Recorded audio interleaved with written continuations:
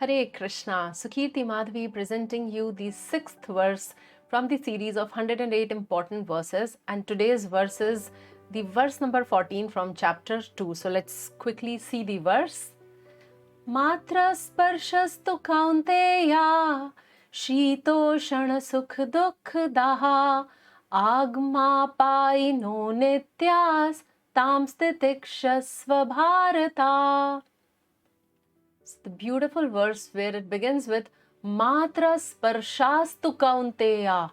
So now this word Matra. So Matra refers to the sense object, a material thing, any material sense object, that is Matra. Sparshas means coming in contact. Sparsh karna, coming in contact. And tu Kaunteya. So Krishna is referring Arjuna as Kaunteya, or the son of Kunti Devi. So Matra Sparshastu Kaunteya. So he is talking about that as soon as our senses come in contact with the sense object, just like my eyes, the moment it comes in contact with some designer jewelry, or my ear hears some motivational speech on YouTube, and I start feeling, I want to do something in my life. I have to acquire that growth mindset. So what has happened is, that voice, when it touched my ear, so Matra Sparshastu Kaunteya, or somebody is talking some insulting words about me. So till the time I am not hearing, my ears are not in contact with that material sound, there is no problem. But the moment they get in contact with each other, so then what happens? Krishna says, Shito Shana Sukha Dukha Daha. So Sheet and Ushna. Sheet and Ushna means heat and cold. Then Sukh Dukh refers to happiness and distress. So this, our senses coming in contact with the material object, when we get in contact with the material object, from there arises happiness and distress. And this happiness and distress, it is just like Sheet and Ushna, or heat and cold, or good and bad, right and wrong, respect and insult, man apman. So actually this talks about, or this refers to the dualities of material nature. So this material nature around us, everything exists in duality. Everything has a good side and a bad side. Everything, sometimes things are good for us, sometimes it is inappropriate for us. So the dualities. And then further Krishna says, Agma paino nityas. Agma paino means appearing and disappearing. So it comes and it goes. It comes and it goes. Like heat and cold, like summers and winters. It comes and it goes. Anityas. Why? Because it is anityas. Anityas means it is temporary. So everything which comes as a result of this material world, coming in contact with this material world, so all those things, it leads to the dualities, and this is temporary. There is a beginning of such thing, and then there is an end. So what can I do? So Krishna tells for such thing, Tam stitikshasva bharata. Therefore, tam stitikshasva, which means it is temporary. Everything around us is temporary. Don't get agitated. Just tolerate it. So this is the instruction Krishna is giving, and Krishna is again addressing here Arjuna as Bharata, or the one who comes in the dynasty of King Bharat Maharaj. So the translation goes, O son of Kunti, the non-permanent appearance of happiness and distress and their disappearance in due course are like the appearance and disappearance of winter and summer seasons. They arise from sense perception, O sign of Bharat, and one must learn to tolerate them without being disturbed. So Krishna is talking about certain very important aspects here. One, he is giving a direct instruction to Arjun that he must learn to tolerate. Now what he has to tolerate and how he has to tolerate. So he needs to tolerate without getting agitated or disturbed, and he must perform his duties. So do his, or do due duty, whatever is there for him. And then he says why? Because it is all non-permanent. So non-permanent means temporary, because everything is temporary. These emotions, these feelings, these man and apman, these heat and cold, everything is temporary. In fact, Srila Prabhupada in the purport, he gives two beautiful examples. So he says that how a person performs his duty So like Magh month, the January month, it is considered to be very, very cold. But a saintly person gets up early in the morning and takes a cold water shower. He does not complain about the climate. Or the second example Prabhupada gives is that even in the extreme winters like May and June, and yet the ladies of the house, they go to the kitchen and they cook. So cooking in summer or taking bath in winter, people do not get so perturbed or disturbed because of this external climatic condition that they give up their duties. So similarly, like the heat and cold or the summer and winter, it comes and it goes. It automatically keeps changing, and all this heat and cold, it is arising. Why? Because of the sense perception. So Krishna is telling, tolerate that sense perception and discharge your duties. Do not get disturbed, O Arjun.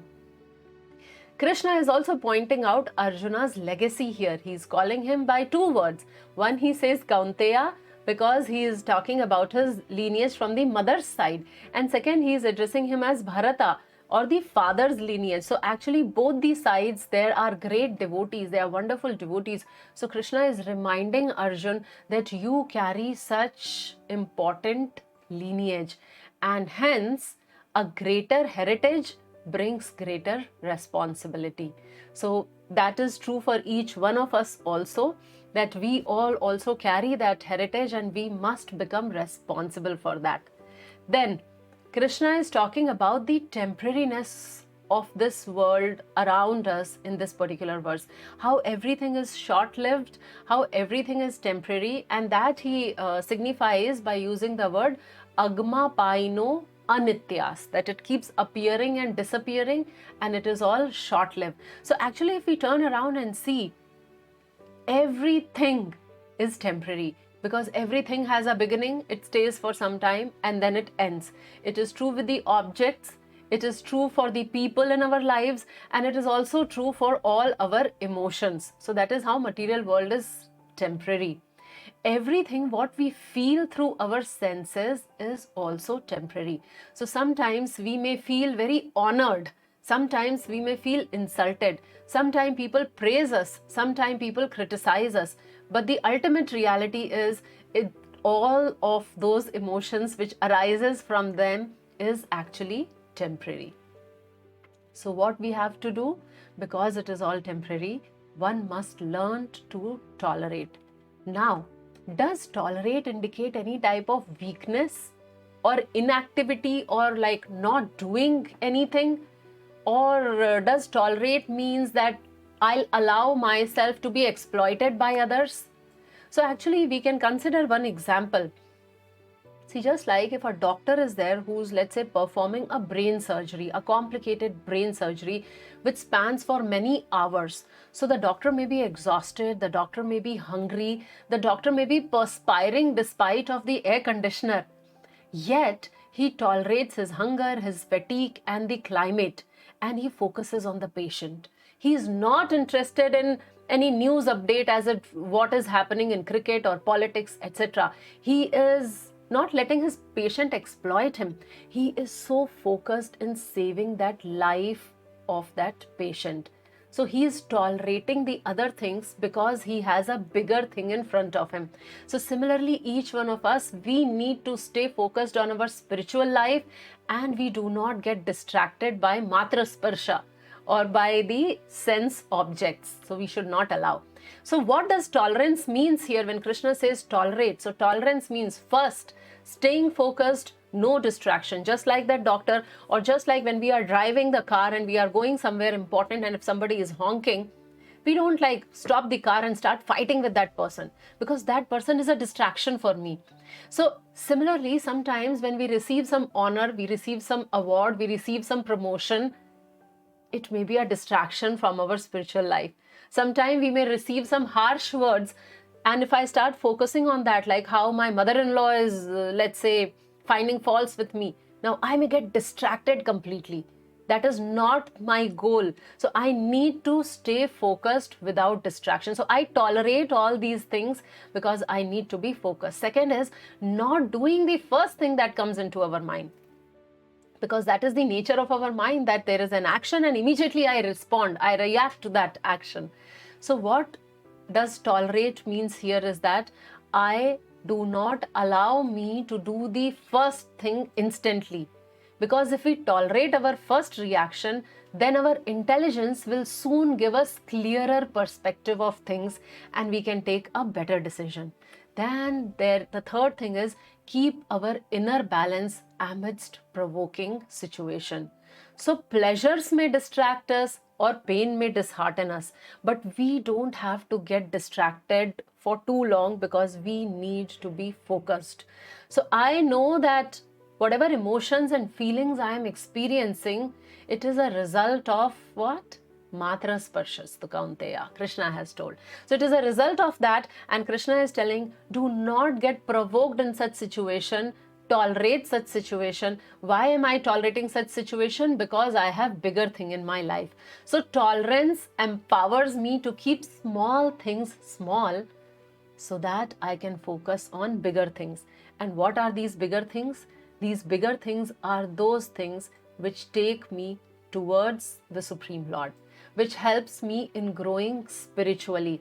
So I tolerate other tiny little inconveniences which comes to me in different forms, in different varieties.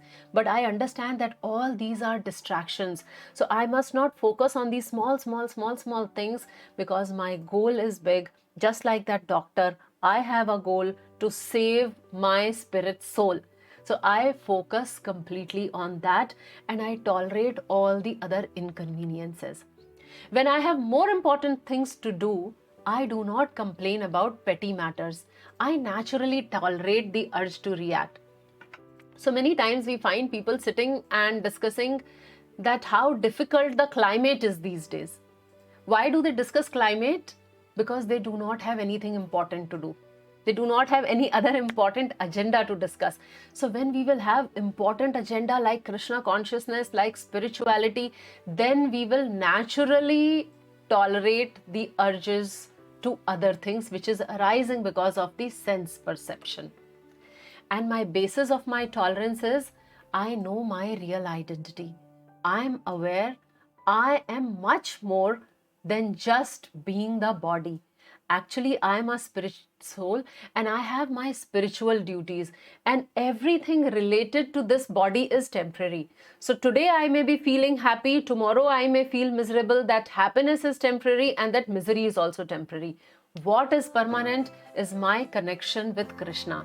So when I understand that is my real identity and I am focusing there, then I naturally become tolerant. So thank you all. Hare Krishna.